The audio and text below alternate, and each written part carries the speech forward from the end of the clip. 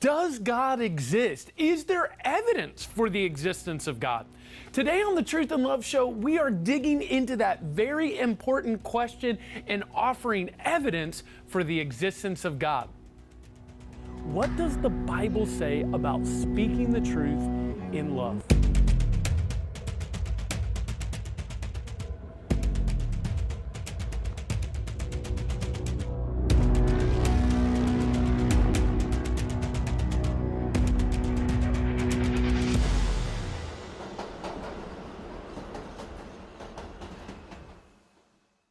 All right, I am so excited today, Dennis. We are giving evidence for the existence of God. Right. And I think every believer needs to have good answers. 1 Peter 3:15 commands us to always be ready to give an answer. And God has furnished the world which he made. Yes. With overwhelming evidence. Yeah. It just blows my mind. And if you haven't yet watched Why Would Someone Be an Atheist, our previous episode, definitely go back and do that. It gives a lot of context for what we're going to do today. But Dennis, before we even get to, where do we need to begin when we start with evidence? First of all, Ben, great question. We need to start off by defining God. One of the best explanation of what God is, if we could even use that term, is this: God is a spirit, infinite, eternal, and unchangeable in his being, full of wisdom, power, holiness, justice, goodness, and truth. That might sound like we're throwing the kitchen sink at defining what God is, but it encapsulates everything that we as believers actually think and know to be true about God. So once we know who is God, and Right. that's a great explanation of who God is, then how do we prove that God? And we've, as we've been discussing for the show, we're thinking about three kind of like criteria or things that we use to do that. And the first was that we can offer, or criterion for the evidence. Yes. And we can offer rational evidence for the existence of God. And I think sometimes people say, well, the Bible says that God exists. Well, the Bible is actually excellent evidence for the existence of God because we know how verifiable the Bible is. But a lot of people don't offer that. They say, well, how do you know the Bible is reliable? Well, instead of verifying the Bible, they go, well, because God wrote it. Well, you've made a circular argument there. And so we can actually offer a rational argument, but there's other criterion that we could do. Yeah, absolutely. We could look at the existence of certain objective facts, namely the laws of reason, right? The fact that we can reason, and that reasoning seems to be grounded in things that are immaterial, like the laws of logic, the laws of non-contradiction, and the like. We could establish and build a foundation for objective truth versus subjective truth. Which is, Ben and Dennis say so just trust us. That's subjective. Yeah. Objective is... that it's embedded in the object. Anyone can look at it. Yes. Anyone can Yes. see it. And then lastly is it needs to be explanatory. And Yeah. this is where atheism totally falls apart, because when you look at the world, it doesn't fit. It's like, no, I want to know why I'm here. I want to have purpose. Right. I want to know origins, and atheism gives no answers to that. But when we look at the existence of God, it then begins to explain or make sense of our entire world. So that's where we begin, and we're going to start with a clip from Richard Dawkins talking about the origins of the universe and how you can get something from nothing. Take a look. Of course it's counterintuitive that you can get something from nothing. Of course common sense doesn't allow you to get something from nothing. That's why it's interesting. It's got to be interesting in order to give rise to the universe at all. Something pretty mysterious had to give rise to the origin of the universe. Which exactly what's meant by nothing, but whatever it is, it's very, very simple. And why is that funny? Well, I think it's a bit funny to be trying to define nothing.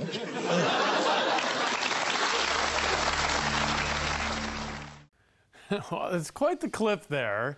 Richard Dawkins, and even the audience laughing at that, because it demonstrates the ridiculousness of, well, how can you get something from nothing? Well, it had to be, he even uses the word something to describe nothing as he's saying that. It's an interesting clip. Yeah, R.C. Sproul had this famous saying, and in which he said, out of nothing, out of nothing creates nothing, right? So in other words, if you have nothing, nothing begets nothing. But if you have something, something begets something. And in our world, we observed a lot of some things creating some things. And that's why when Dawkins tried to explain no thing by saying that it is actually something, everyone laughed, because we know our experience totally negates what he was saying. And sometimes the atheist worldview says, well, if it's really, really small, then that's almost nothing. So that's why the Big Bang is so compelling, because, well, it was just such a small dot. Right. Well, at that point, it was the biggest, assuming the argument, it was the biggest thing in the world. Exactly. Or in the universe, or in the yeah, space. Like, yeah. So size is kind of irrelevant. Oh, that's so good. Yeah. Thank you. We're going to dig into a very interesting argument. It's called the cosmological argument. It kind of has this idea that a cause has to have a causer. So if there's something, but really it answers this question: why is there something rather than nothing? And whatever begins to exist has a beginner. One of my favorite apologetic organizations is Stand to Reason and William Lane Craig. And they have probably the best explanation Absolutely. in 3 minutes on the cosmological argument. So let's take a look at that right now.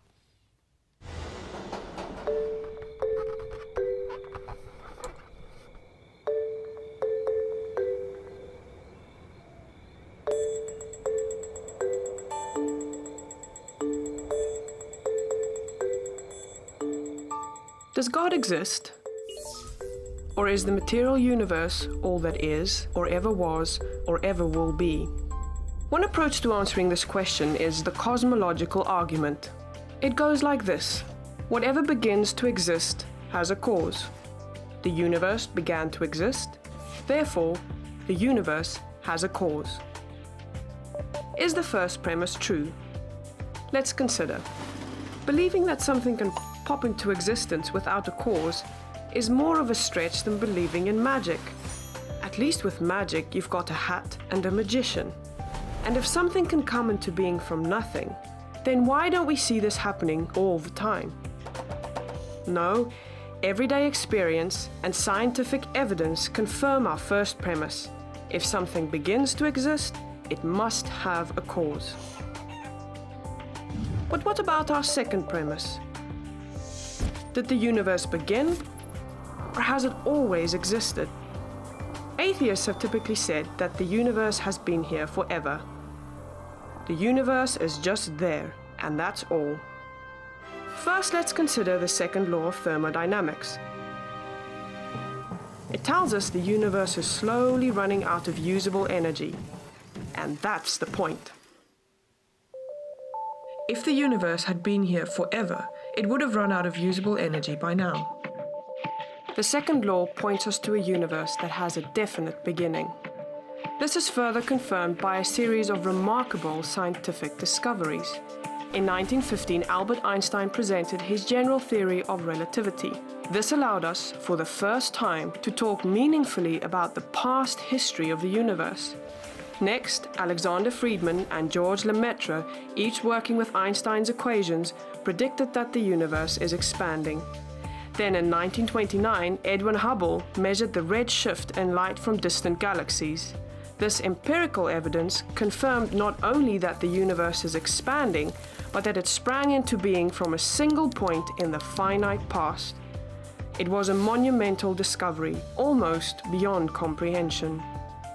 However, not everyone is fond of a finite universe, so it wasn't long before alternative models popped into existence. But one by one, these models failed to stand the test of time. More recently, 3 leading cosmologists, Arvin Bord, Alan Guth, and Alexander Vilenkin, prove that any universe which has on average been expanding throughout its history cannot be eternal in the past, but must have an absolute beginning. This even applies to the multiverse, if there is such a thing. This means that scientists can no longer hide behind a past eternal universe. There is no escape. They have to face the problem of a cosmic beginning. Any adequate model must have a beginning, just like the standard model. It's quite plausible then that both premises of the argument are true. This means that the conclusion is also true. the universe has a cause. And since the universe can't cause itself, its cause must be beyond the space-time universe. It must be spaceless, timeless, immaterial, uncaused, and unimaginably powerful, much like God. The cosmological argument shows that, in fact, it is quite reasonable to believe that God does exist.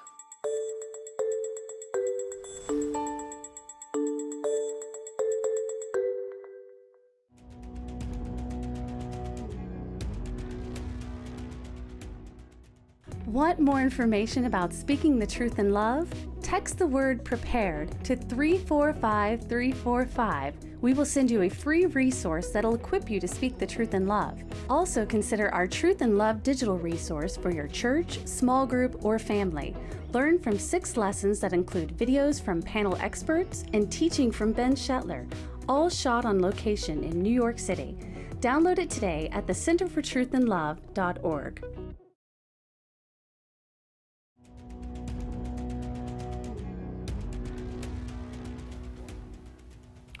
Well, welcome back. We're discussing the existence of God, in fact, evidence for the existence of God. And we started with probably, in my opinion, notwithstanding the ontological argument, which I don't understand, the cosmological argument, I think, is, of the arguments that I understand, is probably the most difficult to wrap your head around. Right. But I think a very, very foundational argument, which is why I want to start with that. And so maybe you watched that animated clip and we're like, man, that's kind of good. But we're answering the question, why is there something rather than no thing? Which I think is a very powerful question. In our last episode, we talked about how atheists won't even answer that. Right, absolutely. But essentially the answer is whatever begins to exist has to have a beginner. Can you kind of break that down for us, Dennis? Yeah, absolutely. If we, let me put it in simple terms. If we're walking through the woods and we see, we see an iPhone, we're not going to say to ourselves, wow, look what happens over millions of years that bits of rubber and bits of metal kind of came together randomly to create this iPhone. We're like, oh no, somebody dropped their iPhone and this belongs to somebody, and we could see the complexity of an iPhone. Well, if that exists in our experience in such a small thing, why doesn't it exist in a large thing like our world? We have observed that our world is crafted in such a way to indicate that it was created, and therefore we can posit a creator. And if there is a creator, that creator created the world for a particular purpose. And our job is to work backwards and say, well, what is that purpose? Why are we here? So whatever begins to exist, or everything that exists, has to have a cause. And when we look at our world, there is another possibility. And that is that the world stretches out infinitively, or in infinite. That matter, material, all of that has always been here. So that's really our only two options, is either one, matter has always been here, or two, there was a point at which matter began. Let's look at this video to dig into that concept a little more. Okay, but what caused the first universe in this series? No one knows for sure. Perhaps the first universe was always there, and our human understanding is not equipped to accept that fact. Albert Einstein once said that trying to understand what came before the Big Bang is like trying to figure out what's more north than the North Pole. Another hypothesis is that our universe is just one of an infinite number of universes, each floating around in some higher dimension. Some scientists suspect that the expansion of our universe, and potentially any universe, is the effect of a neighboring universe's gravity. And when two or more of these universes collide with each other, it should leave a distinctive marking in the cosmic microwave background, which we should be able to detect. The only problem is, we haven't ever detected anything of the sort. Others propose that a collision between universes would spark a cataclysmic event, a Big Bang, and create an entirely new universe. The existence of a multiverse like this relies upon string theory being correct. And while string theory does have traction in the scientific community, the jury is still out on its overall acceptance. So really, the only honest answer anyone can currently give to the question of what came before the Big Bang is, we don't know. So it's a very interesting video clip because it's the idea that, well, even hypothetically, if you can see that the universe came from a Big Bang hypothetically, then you're going, well, what started that? And then it's like, well, the answer is we don't know. Right. But maybe it was this change, maybe it was another universe that caused it. And then there was maybe another universe that caused that stretched out in infinity, because that's the other alternative here. Yes. Is that, well, everything doesn't need a cause because everything has already existed. Absolutely. And so now we have to throw up our hands and go, well, we don't have any evidence for God because we're out. Actually, this is, in this whole series about the existence of God, if you're watching this, this will be the most challenging for you to grab. It really will be. But don't worry, we have an amazing clip from Tim Hawkins coming afterwards, so just hang on through this. But I did want to share this argument with you because I think it's helpful to us. And there are two alternatives. So first of all, we have to say, well, if anything that begins to exist has to have a beginner, then God had to cause everything. Well, you say, well, what caused God? No, we've already defined God. He's infinite, transcendent, eternal being. So nothing caused God by very definition. He did not begin to exist. Therefore, he didn't need a causer. Right. But is it possible that the universe has existed in infinity? And there are two reasons that it can't. The first is that you cannot cross or traverse the infinite. Absolutely. And so let me start with this. We'll break it down. It's going to be difficult, but hang on. So Dennis, you got a staircase, 10 stairs on it. I take the first step. How many stairs are left? All of them. Right? No, if I got a staircase with 10 stairs on it. I'm sorry. I take you're jumping ahead because we just discussed this. I take the first step. How many are left? 9. 100 stairs. Yeah. Take the first step. How many are left? 99. An infinite staircase, I take the first step. How many are left? Who, let me think about this. All of them. Yeah, that's you were jumping ahead. Okay, so the point is all of them. You can't traverse or cross the infinite. Absolutely. However, we use statements like we are here at this point in time. Yeah. If there's an infinity that is stretched beyond us, we could never get to here. Yeah. That's how we know the universe is finite, because we're here. Absolutely. And basically what that's saying is, when we think about time, right, we think about time encapsulated. So like, a second, a minute, and an hour. If infinity truly exists, if in the conception of the way atheists think of it, then we can't even use those terms. Those terms are meaningless. In the way that they're saying it, if matter always existed, how can you have time? And what atheists deny is that time is a part of the created order. That's why we talk about here or there, or a particular period of time. And if there is a finite period of time, then there had to be a beginning to start that finite period of time. Now, this is a second argument. I think it's easier than even the first of this. Are you sure? Because the first one's pretty difficult. It is a little up there, but it's okay. Yeah. The second one is that if anything could happen, then it will happen. Now, there's a key caveat to this, because I think atheists are like, well, if anything could happen, or anything can happen, given enough time. And that's not the argument. No. There are many things that cannot happen. I can't make a rock, or God couldn't even make a rock so big he cannot lift. That's literally impossible in the reality we exist in. So we're not saying that anything can happen, but anything that is capable of happening, if you give enough time, all of it will occur. Right. One of the things that we know to be true is that the universe can come to an end. Right. Well, if that's true, and an infinite amount of time is stretched into the past, then that means the universe has already come to an end. Exactly. And we don't exist. I've always thought you were a figment of my imagination.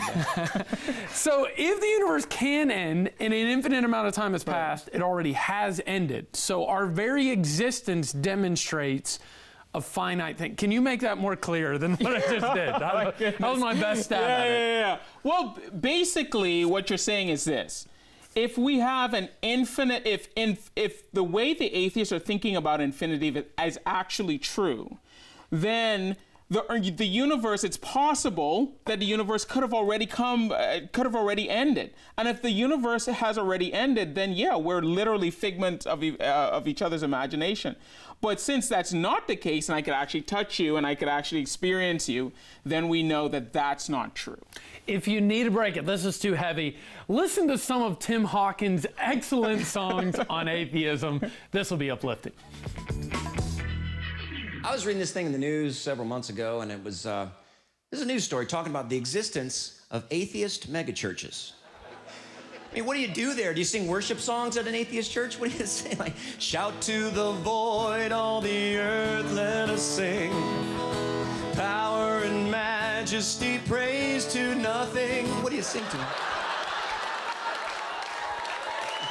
What do you sing? I don't know. Man, do they have children's church at the atheist megachurch? What songs do you sing to kids at an atheist church? Like, no one loves the little children, all the children of the world. No one hears you when you cry, no one hears your lullaby. No one loves the little children of the world. Reason why we exist, but there's no reason why.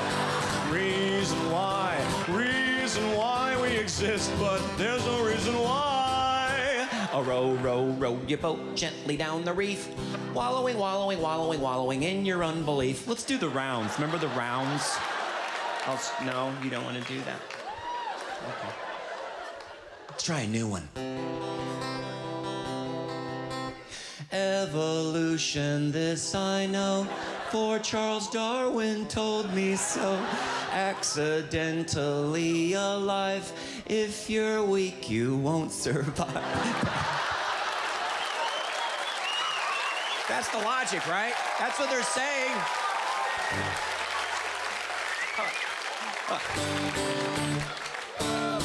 I am an A, I am an A-T, I am an A-T-H-E-I-S-T, and I have N-O-T-H-I-N-G to give me hope and certainty, and when I D-I-E, I will be A-L-O-N-E. Hey!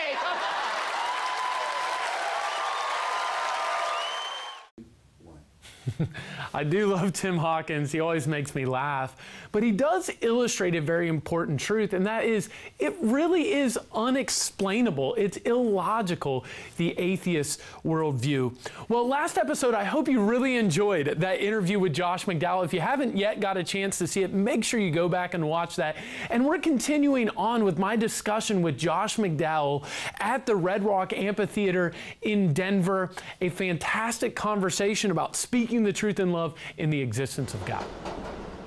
There's 12 things you need to know to become a true follower of Christ. Not 11, not 13, 12. I thought, no way, 5, 6, no. Justin Martyr said 12, and I agree with him. There's 4 questions you ask. This is the most relevant thing I've ever heard to sharing truth today. 1, say the first thing you need to know is God. Okay, to become a true disciple of Christ, a true believer in all, what do you need to know about God? Second, this goes all the way back, just how do you know it's true? That is so key today. How do you know it's true? The third question, so what? All right, God is God, He's a living God, a creator, God, and so it's true. But so what? How does it apply to me? And the fourth, this is for parents, Bible studies, everything. Fourth, how can I experience it? What do you need to know? How do you know it's true? So what? How can I believe that's how we're going to make an impact in the 21st century. I'm passionate about speaking the truth in love. What verse in your mind really comes out when we think about speaking the truth in love to other people? Well, no one should ever speak the truth if it's not in love. In Ephesians, Paul wrote, and speak the truth in love. Love, this is important. Love does not make it true. You can speak truth in hatred, and it's still true. Nobody will want it, but it's still true. The reason we're admonished to speak truth in love is what love does is cultivate the ground to receive the truth. Truth doesn't make it, love doesn't make it true. Love creates the condition for a person to receive truth or to consider truth. I put it this way. It's almost like I'm known all over the world for this phrase in parenting. Rules without relationships lead to rebellion, or rules without love leads to rebellion. Kids don't respond to rules. They respond to rules in the context of a loving, intimate relationship. Or truth. Truth without relationships or love usually leads to rejection. When we express appreciation to someone, it gives them a sense of significance. Now, what is significance? Significance is that feeling or thought that you have done or said something worthwhile. Now, do you realize when you say to someone, I appreciate what you said, I appreciate what you did, I appreciate your attitude, you're actually saying to that person, you just did something worthwhile and I acknowledged it. Oh my gosh, what that does in relationship, breaking down barriers, everything. The other, and the part of that for me is, you don't catch your kids doing things wrong and discipline them. Your first modus operandi is catch your children doing things right and express appreciation. And the more you do that, the less, I guarantee, the more you catch your kids doing things right and express appreciation, the less there is to catch them doing things wrong and discipline. And it's a lot more fun. I think a lot of my friends would say, I'd love to sit down with Josh. And I think one of the most cliche questions that anyone can ask, but it'd still be helpful, is what one piece of advice could I get? And if you were talking to, and I would say a pastor, a leader, or just a mom or a dad, someone that wants to speak the truth in a loving way to someone, and you had 5 minutes, and they say, feed me with I do it in 1 minute. You do it in 1 minute. Read, read, and read. When you get done with that, then read, become informed. So much of fear in speaking everything is a lack of knowledge. The other is lack of experience of just doing it. But read.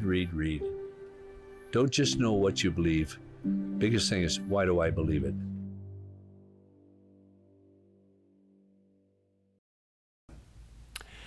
Well, this has been a very interesting episode as we conclude, and I think it's one of those ones where you may want to go back and listen to some of those arguments again.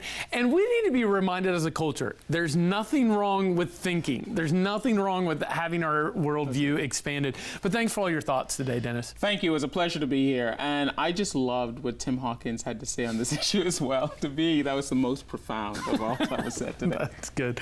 Well, we hope you'll join us next week where we discuss the design argument and the moral argument for the existence of God. But most importantly, Jesus made this statement, I am the way, the truth, and the life. We're not here to prove just the existence of God. We're here to point you to God's eternal book, which gives us hope, purpose, meaning, and guidance for life. I hope that you speak the truth in love about God's eternal book, and if you don't know Him, find out about His truth today. Thanks for watching Truth and Love.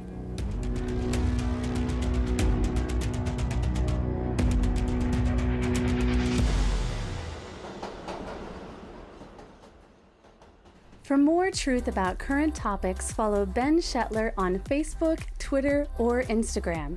Visit the centerfortruthandlove.org, where you can download resources to equip your family, learn through our Curious Conversation videos, or even book Ben Shetler to speak at your church or upcoming event. Our ministry is supported by the generous giving of people like you. Please consider giving a monthly or one-time tax-deductible gift at the centerfortruthandlove.org/give.